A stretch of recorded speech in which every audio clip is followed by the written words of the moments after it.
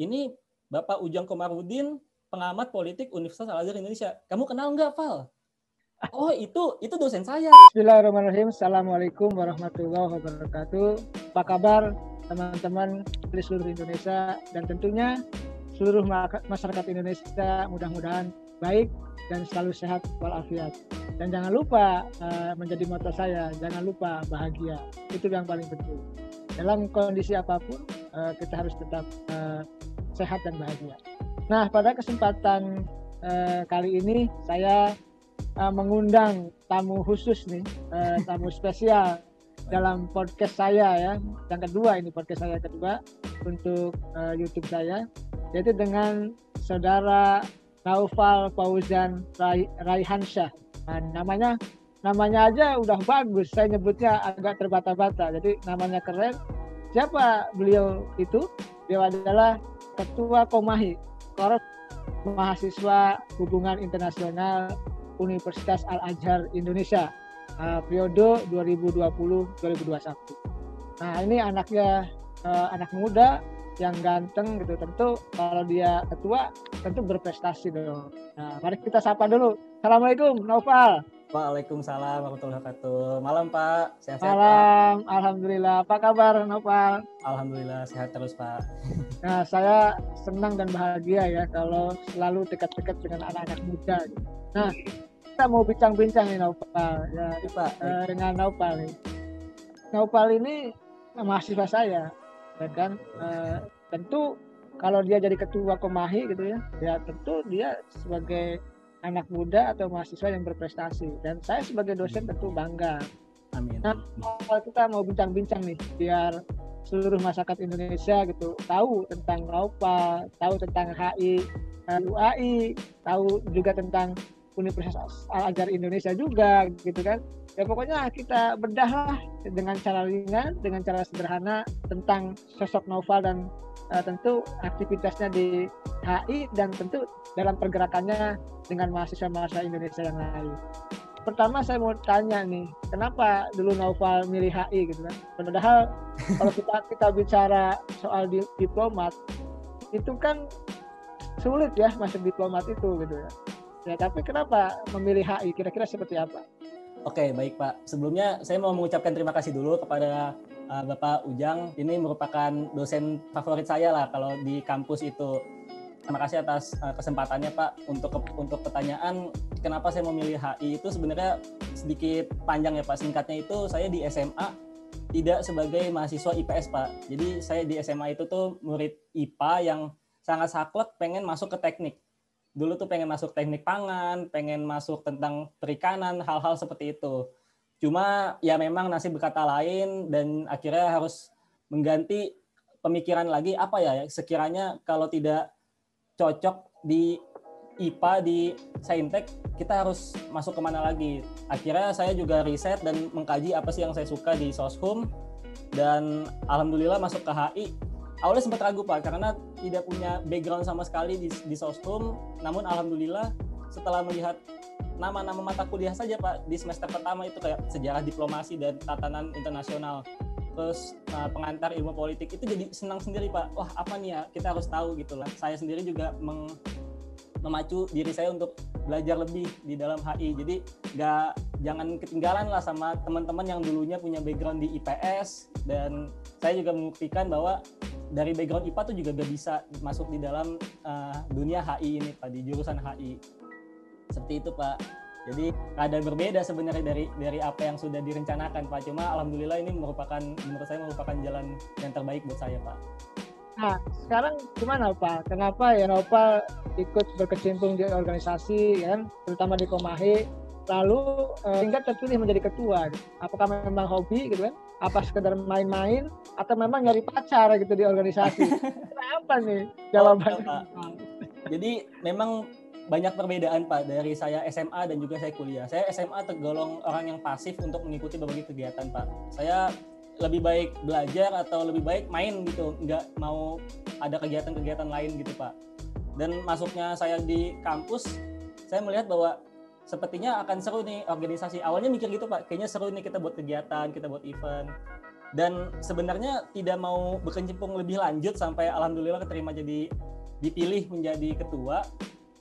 Saya sebenarnya terpantik oleh mata kuliah Bapak. Mungkin Bapak baru tahu sekarang nih ya Pak. Jadi ceritanya gini Pak. Saya kenal Bapak Ujang ini di semester 3 kalau Bapak masih ingat itu di dua mata kuliah Pak. Itu di teori perbandingan politik dan juga di sistem sosial dan politik Indonesia. Di situ saya lebih serak di sistem politik dan sosial Indonesia. Saya melihat, Pak Ujang tuh waktu itu kelasnya pagi Pak. Bapak itu tipikal yang menjelaskannya dengan singkat, jelas, padat, lalu selesai gitu Pak, ditutup dengan kuis atau tugas untuk di minggu depannya. Saya sedikit heran, maksudnya heran ini adalah bertanya-tanya kepada diri saya, kalau dosen lain memiliki waktu semisal jam 7 sampai jam setengah 9, beliau dosen-dosen lain itu tuh memakai waktunya dengan pas Pak, dengan optimal.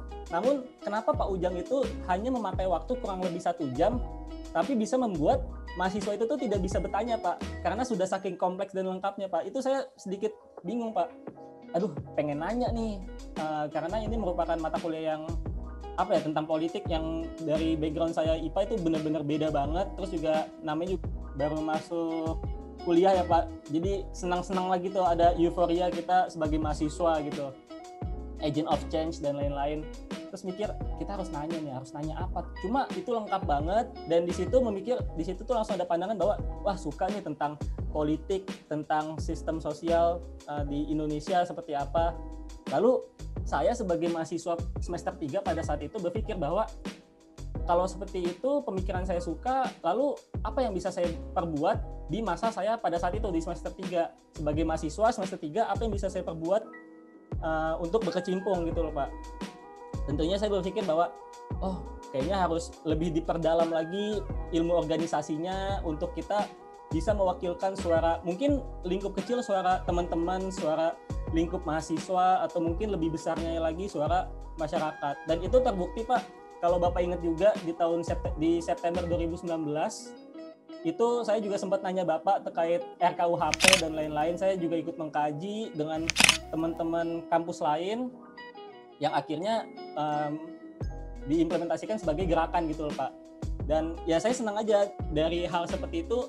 Ternyata banyak lingkungan di sekitar saya, contoh dari keluarga saya, dari ayah ibu saya, ternyata dia berpikir bahwa anak saya peduli loh dengan apa yang terjadi di Indonesia saat ini. Apa yang terjadi di Indonesia jika tidak dibenahi saat ini, di depannya akan merugikan generasi muda saat ini juga.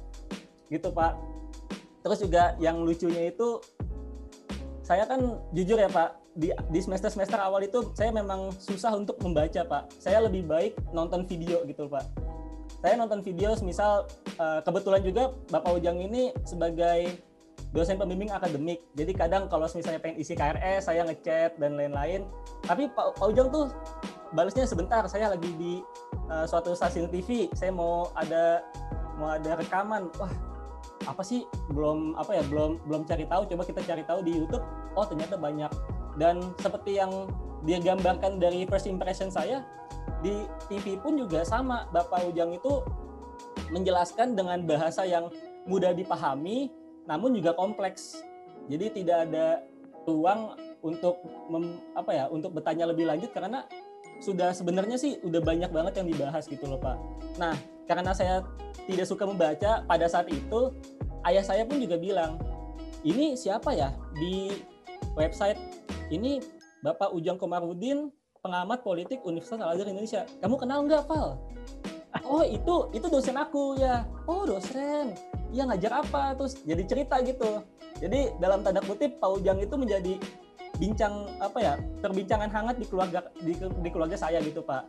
Ibu saya jadi tahu, ayah saya jadi mengikuti lebih lanjut, karena pembahasan yang Pak Ujang berikan kepada media itu tuh sangat kompleks dan mudah dimengerti bagi orang yang tidak memiliki background politik atau hal-hal lainnya di belakang itu Pak. Kira-kira seperti itu Pak. Jadi dari pacuan di semester 3 itu loh Pak, saya masih ingat itu kayak milestone saya untuk maju gitu loh Pak. Iya, karena begini prinsipnya Pak ya. Kita ini, saya sebagai dosen, Bapak sebagai mahasiswa, kita seluruh rakyat Indonesia itu kan tidak boleh buta politik. Betul Pak, betul. Kita terpuruk itu kan buta politik, ya kan? Karena tidak ada kebijakan di negara ini, bahkan di dunia ini yang tidak diputuskan dengan politik. Nah, oleh karena itu ya kita mesti melihat politik siapapun kita gitu. Nah, apalagi Novel sebagai mahasiswa dan sebagai ketua Komahi. Nah, Pak, selanjutnya kira-kira apa Pak ya? Tantangan terbesar Novel menjadi ketua himpunan itu apa sih tantangannya itu? Apa yang dihadapi gitu? Kompleksitasnya apakah memang misalkan di himpunannya banyak yang pacaran gitu ya? Apakah memang mohon maaf ya ada menemukan nggak kasus narkoba, kasus lain? Mudah-mudahan tidak ada ya di Al-Azhar, mudah-mudahan ya itu semua tidak ada. Coba bisa diceritakan hal-hal yang baik apa adanya gitu. Apa adanya ya Pak. Jadi ini merupakan pengalaman pertama saya langsung berkecimpung di organisasi, sebelumnya nggak pernah. Tantangan terbesar saya tuh adalah bagaimana orang bisa percaya saya gitu loh. Banyak teman yang alhamdulillah juga meyakinkan diri saya bahwa ayo Pak coba mencalonkan diri, siapa tahu bisa. Coba mencalonkan diri. Novel itu berkompeten, lo tuh berkompeten kalau bahasa orang mudanya. Berkompeten, bisa lah mimpin walaupun background mas sebenarnya nggak ada gitu loh. Tantangan terbesar saya tuh pertama untuk meyakinkan teman-teman lainnya, karena yang ngomong itu kan pasti teman-teman dekat ya Pak. Meyakinkan yang lainnya, lalu alhamdulillah saya terpilih menjadi ketua Komahi. Tantangannya jadi makin diingat lagi loh Pak. Tantangannya udah bukan meyakinkan lagi, tapi bagaimana kita bisa menyatukan menyatukan organisasi ini sebagai pertama menjadi wadah organisasi bagi program studi hubungan internasional, lalu juga bisa mewakilkan suara-suara mahasiswa spesifiknya dan umumnya suara masyarakat Pak. Gitu Pak. Jadi dipikirkan harus matang-matang Pak. Karena kalau salah sedikit, wah pasti netizen itu banyak Pak. Wah ini salah. Itu yang jadi tricky. Kadang juga ya di kelas seharusnya sebagai mahasiswa pada biasanya Pak, nggak ada level atau di organisasi atau enggak. Tapi saya sendiri berpikir bahwa gue nih ketua Komahi, nggak bisa kalau di kelas tuh diem doang, harus mencerminkan. Itu Pak yang susah. Jadi di kelas itu gimana caranya saya pribadi mencerminkan saya yang harus aktif dan ya kalau kasarnya nggak boleh buta banget, nggak ngerti banget lah gitu, walaupun sebenarnya nggak pintar-pintar banget gitu, tapi gimana caranya kita harus mengikuti, harus aktif di dalam kelas, di dalam forum diskusi dan lain-lain gitu Pak. Jadi tantangannya antara saya yang harus meyakinkan orang, habis itu saya juga harus memastikan semuanya berjalan dengan bersama, dengan satu tujuan, dan lebih ke pribadinya itu karena saya membawa jabatan saya kemanapun itu Pak. Itu tantangan terbesar bagi saya Pak. Gitu Pak. Ya, tentu menarik ya kita bincang-bincang dengan saudara Nopal ini. Jadi ya teman-teman di kampus manapun gitu ya, tentu teman-teman juga jangan sampai misalkan dari rumah berangkat ke kampus lalu pulang ke rumah lagi. Ada yang dari kos ke kampus, pulang ke kos lagi, jangan lah. Jadi inilah mahasiswa yang aktif di organisasi ya kan, ya bila perlu aktif berbisnis ya kan, aktif bersilaturahmi, macam-macam lah yang aktif. Jadi bukan hanya aktif atau berpartisipasi di politik, aktif semuanya lah. Ini yang agar menjadi mahasiswa kebanggaan bangsa, itu yang paling penting. Tapi, Pak, nah gimana Pak? Silakan kalau mau nambahkan. Tapi gini Pak, di awal saya masuk organisasi itu atau saya masuk kuliah sempat ada struggle di mana banyak yang bilang bahwa gak perlulah organisasi karena di semua itu tuh dilihat adalah nilai. Emang bisa mengimbangkan nilai yang harus bagus dan juga organisasi yang terus berjalan gitu loh. Itu saya juga sempat berargumen dengan orang bahwa ya di 4 tahun kita kuliah itu nggak hanya nilai doang yang didapat gitu, itu semuanya juga kita harus mencari ilmu-ilmu lain. Bahkan kalau bisa memungkinkan untuk tadi Bapak bilang untuk berbisnis atau mungkin mengikuti internship, magang untuk dilakukan bagi mahasiswa Pak. Karena ya betul kalau misalnya cuma kupu-kupu ya Pak, kuliah pulang itu sayang banget sih Pak, waktu yang seharusnya bisa dipadatkan, bisa dimaksimalkan, tapi malah ya udah berjalan dan begitu aja gitu. Saya kadang juga pikir ke orang yang seperti itu bahwa yang awalnya berdebat dengan saya ternyata akhirnya mengikuti juga Pak. Kayaknya bener nih Novel harus ikut organisasi atau at least punya kesibukan selain kita belajar di kelas gitu. Jadi memiliki background, memiliki pengalaman yang lebih gitu loh Pak. ujung-ujungnya gitu gitu ya. Kira-kira ini pertanyaan, dua lagi pertanyaan yang harus saya sampaikan ke Bapak.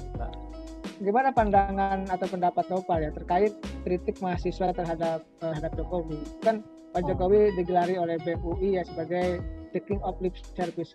Jadi pandangan Nopal gimana sih sebagai mahasiswa cerdas dari HI UAI ini? Amin. Jadi amin ya Allah. mana pendapatnya ini? Oke, baik Pak. Wah, kalau itu memang jadi pembincangan hangat ya Pak di akhir Juli itu, saya ingat banget. Namun sebelumnya juga sebenarnya udah ada Pak, selain UI itu ada dari BMKM UGM. Itu kalau nggak salah bertepatan pada hari ulang tahun Pak Presiden. Cuma mungkin kurang ternotis karena nggak ada kata-kata yang viral kan, kalau dari UI itu kan king of lip service gitu Pak. Ya. Pandangan saya sebagai mahasiswa Pak, saya melihat bahwa hal tersebut tidak menyalahi aturan Pak. Selama itu disampaikan dengan jelas di sini diartikan sebagai kenapa bisa disebut sebagai itu, pasti ada alasannya A, B, C, D, E karena Pak Presiden sempat berbicara ini namun implementasinya seperti ini, dan itu tidak 1 kali 2 kali namun 3 sampai 5 kali dan seterusnya gitu loh Pak. Kita melihat bahwa waktu itu Leon ya, Ketua BEM UI dan kawan-kawannya memiliki keresahan yang menurut saya itu menjadi pemantik bagi mahasiswa-mahasiswa lainnya Pak untuk lebih aware lagi terhadap perkembangan yang ada di Indonesia. Ini harus digaungkan Pak, karena jika tidak ada, saya berpikir jika tidak ada momentum teman-teman dari BEM UI atau mungkin BEM UGM dan lain sebagainya, mahasiswa akan terus turun Pak, karena saya melihat juga apalagi di masa pandemi seperti ini ya Pak, kita lebih memikirkan aduh gimana caranya kita bisa kuliah. Kalau di mahasiswa gitu Pak, lingkup saya. Jadi teman-teman saya tuh lebih berpikir gimana saya bisa kuliah, gimana saya bisa bayaran kuliah, gimana saya bisa mengikuti perkuliahan. Karena perkuliahan itu kan harus memakai laptop, harus punya kuota yang memadai, harus memiliki akses internet, harus memiliki hal-hal lainnya penunjang karena sebagai online. Namun di sini teman-teman mahasiswa Leon dan kawan-kawan memiliki perspektif bahwa di masa pandemi ini kita nggak boleh kendor untuk memantau bahwa perkembangan Indonesia ini sedang tidak baik-baik aja gitu loh, dan itu dijelaskan dalam suatu postingan yang menurut saya itu sangat komprehensif untuk dibaca, sangat mudah untuk dipahami bahwa oh ternyata nggak salah untuk dibilang the king of lip service. Namun banyak kritikan bahwa itu tidak sopan dan lain-lain. Menurut saya kalau kritik itu disampaikan secara sopan, mengingatkan saya terhadap di zaman Orde Baru Pak, karena menurut saya kritikan itu jika tidak menusuk, jika tidak tajam, itu bahkan bisa jadi menghilangkan esensi dari kritikan itu sendiri Pak. Kritik itu harus sopan, harus dan lain-lain. Cuma saya jadi ragu Pak, jika sopannya yang harus ditinggikan dibandingkan substansi kritiknya, takutnya akan menghilangkan pesan dari kritikan itu Pak. Itu sih Pak pandangan saya. Keren sekali ya jawabannya. Tapi saya juga minta pendapat dari Bapak karena Bapak juga pengamat politik. Mungkin dari saya juga ada yang salah gitu Pak untuk jawabannya Pak. Sudah luar biasa ini jawabannya, sudah bagus, komprehensif dan rasional, dan tentu tadi ya saya sebagai mahasiswanya Nopal bangga lah punya mahasiswa Nopal yang bisa menjelaskan dan menganalisa persoalan-persoalan bangsa gitu kan dengan baik, dengan bagus. Nah Pak, terakhir nih pertanyaan saya nih, apa harapan Nopal ya terhadap gerakan mahasiswa khususnya, dan tentunya juga harapan terhadap pemerintah. Jadi harapannya seperti apa nih, dua nih, terhadap mahasiswa seperti apa, terhadap pemerintah seperti apa, agar bangsa ini kan tidak stagnan gitu loh, agar bangsa ini juga tidak setback ke belakang. Kita ingin maju bersama-sama, membangun optimisme bersama-sama gitu kan. Tetapi tadi pemerintah juga jangan anti kritik gitu kan. Betul, mahasiswa juga jangan tidur. Jadi harapannya seperti apa? Saya ingin minta pandangannya Nopal. Baik Pak, tapi mohon koreksi ya Pak jika salah Pak. Kalau menurut saya untuk pandangan terhadap mahasiswa pada saat ini itu mengalami penurunan kualitas Pak. Penurunan kualitas ini saya nilai mungkin dari lingkup universitas kita dulu Pak, Universitas Al-Azhar Indonesia. Kenapa bisa menurun? Karena saya melihat bahwa mahasiswa itu terlalu asik akan hal-hal yang mereka sukai Pak, yang mereka sukai dalam arti jika di lingkup organisasi mereka mungkin di tingkat himpunan atau di tingkat program studi atau di tingkat fakultas, mereka membuat acara-acara yang untuk menaikkan nama dari organisasi itu tersebut. Namun banyak hal yang dilupakan oleh mahasiswa zaman sekarang Pak, karena hal yang dilupakan itu adalah bagaimana mahasiswa itu bisa mewakilkan suara rakyat, bagaimana mahasiswa itu bisa melihat pergerakan-pergerakan dari pemerintah, apakah ada yang salah? Itu mahasiswa seharusnya menjadi suara bagi rakyat untuk menyuarakannya itu terhadap pemerintah, Pak. Karena saya melihat itu, jadi dengan adanya pergerakan teman-teman BEM UI dan juga yang lainnya di sosial media, menurut saya itu merupakan bentuk adaptasi ya Pak, dari masa pandemi seperti ini tetap bisa mengkritisi dari sosial media, dan itu menimbulkan keramaian di ruang publik lah Pak. Keramaian di ruang publik jadi viral, dan ya poinnya didapat Pak. Jadi semuanya bisa mengaksesnya dan bisa mengetahuinya Pak, dan bisa ikut serta dalam memikirkan bangsa. Itu yang kadang dilupakan mahasiswa sekarang Pak. Jadi kalau harapan saya sih gimana mahasiswa sekarang itu tuh tidak lupa akan dalam tanda kutip tugasnya. Tugasnya itu kita bisa melihat apakah Indonesia atau negara ini sedang baik-baik saja atau tidak. Karena hal tersebut penting Pak untuk dilihat. Misal saya sih berandai-andai misal seperti ini Pak. Ada satu kebijakan yang menurut saya akan merugikan Pak. Tapi jika tidak diganti, itu akan merugikan di masa yang akan datang. Semisal saya sebagai mahasiswa namun akan merugikan, saya tidak merasa kerugiannya, namun saya akan merasakan kerugiannya itu di 5-10 tahun ke depan. Nah, bagaimana caranya untuk meminimalisir atau bahkan menghilangkan kerugian tersebut? Saya harus mencarinya, saya harus melihat bahwa hal ini merugikan dan bisa membuat kritik Pak, kritik yang dengan harapannya bisa untuk mengubah hal tersebut menjadi lebih baik. Untuk harapan mahasiswa seperti itu Pak. Semoga tadi kalau kata Pak Ujang, mahasiswa tidak tidur ya Pak, dan terus menggagas ide-ide terbarunya dalam beradaptasi di perkembangan saat ini Pak. Jadi seperti itu.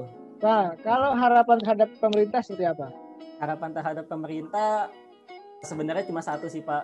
Apa yang sudah dicanangkan, apa yang sudah diterapkan dari tahun 98 itu, yaitu reformasi, akan terus dijaga itu Pak.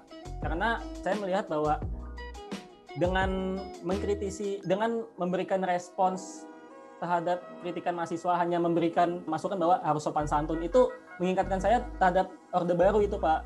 Seharusnya tidak anti kritik dan juga menjelaskan, kalau orang bisa bilang tuh mengklarifikasi gitu Pak. Cuma yang disampaikan itu hanya sebatas itu di dalam video 2 menit kalau nggak salah.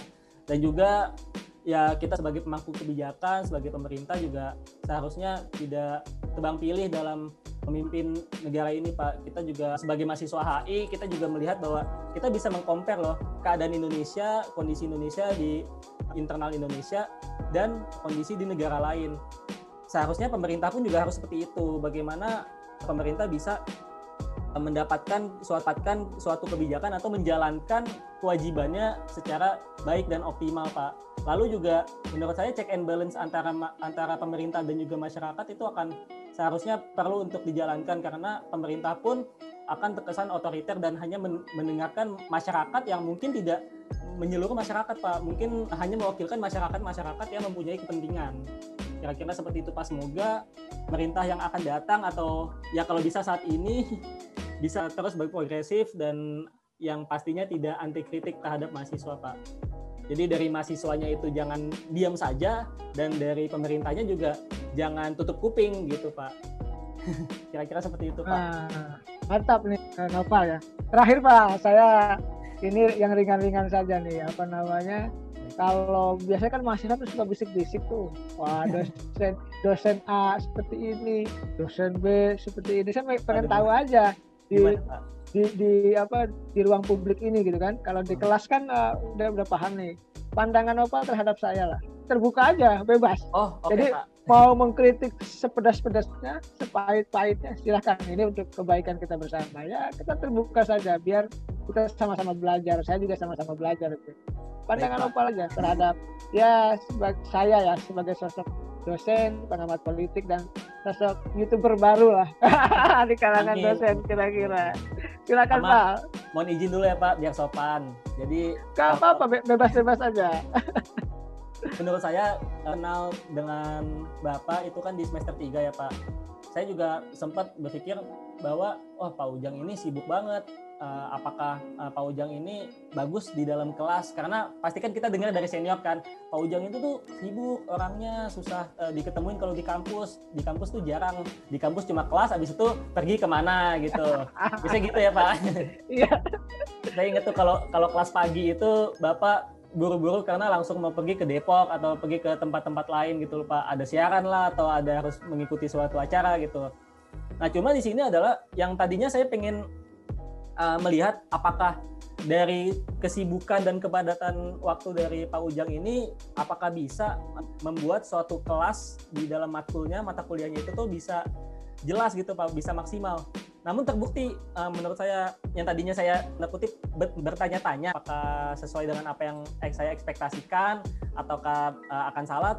Namun ternyata di luar dari ekspektasi saya Pak, yang tadi saya bilang waktu kelas dari jam 7 sampai setengah 10, Bapak cuma jam 7 sampai jam 8, itu kita semua tuh sampai bingung, kita harus tanya apa ya? Karena kalau nggak nanya, nanti Pak Ujang bakal pergi lagi nih, dan susah lagi ketemunya. Kita harus ketemu di minggu depannya lagi di kelas Pak Ujang, kalau nggak itu udah susah banget ketemunya. Akhirnya saya melihat bahwa, oh Pak Ujang ini bisa beretorika dan mengajar itu tuh di dalam kelas membuat suasana forum yang aktif, tidak monoton, tidak monolog ya Pak. Bapak juga dialognya di dalam kelas kepada mahasiswa bagus. Dari jam saya sangat memperhatikan itu Pak. Kalau dosen-dosen lain itu bisa memakai 2,5 jam itu dengan pas, tapi kalau Pak Ujang malah nggak overtime, malah sebelumnya cuma 1 jam tapi bisa meringkas itu. Kalau saya lebih cepat lebih baik. Lalu di tengah kesibukan Pak Ujang, saya tuh karena Bapak itu kan dosen pembimbing saya ya, saya sempat nanya-nanya pas awal tuh bingung untuk isi KRS atau memilih-milih mata kuliah. Saya bingung, ini Pak Ujang di chat enak nggak ya kalau misalnya sekarang, tapi kayak sekarang masih jam makan siang, nanti aja deh, misal jam 12, jam 1, lagi istirahat sholat, oke nanti aja. Jam 2, jam 3 pengen ngechat, siapa tahu Pak Ujang kalau nggak lagi ngajar atau nggak lagi di forum diskusi atau di suatu seminar, jangan deh ngechat. Jadi nggak jadi tuh Pak. Akhirnya saya sampai nanya ke senior, gimana ya Bang kalau ngechat dosen khususnya Pak Ujang nih, kan Pak Ujang kan Abang bilang sibuk, chat aja itu Pak Ujang fast respon kalau orang bilang sekarang, fast respon. Serius coba chat, Assalamualaikum Pak, langsung dijawab. Itu menurut saya dengan di tengah kesibukan Bapak bisa menjawab mahasiswa, dan pastinya juga bukan saya doang karena Pak yang ngechat Bapak di tiap harinya. Yang saya ingat banget momen ketika Pak Ujang kita chat malam Pak, yang menurut saya kayaknya nggak sopan banget ngechat malam, tapi itu merupakan hal yang sangat penting untuk isi KRS kalau nggak salah Pak. Cuma Bapak balasnya itu tuh sebentar ya, saya lagi di CNN, kalau nggak salah dengan foto, Bapak mengirimkan foto gitu.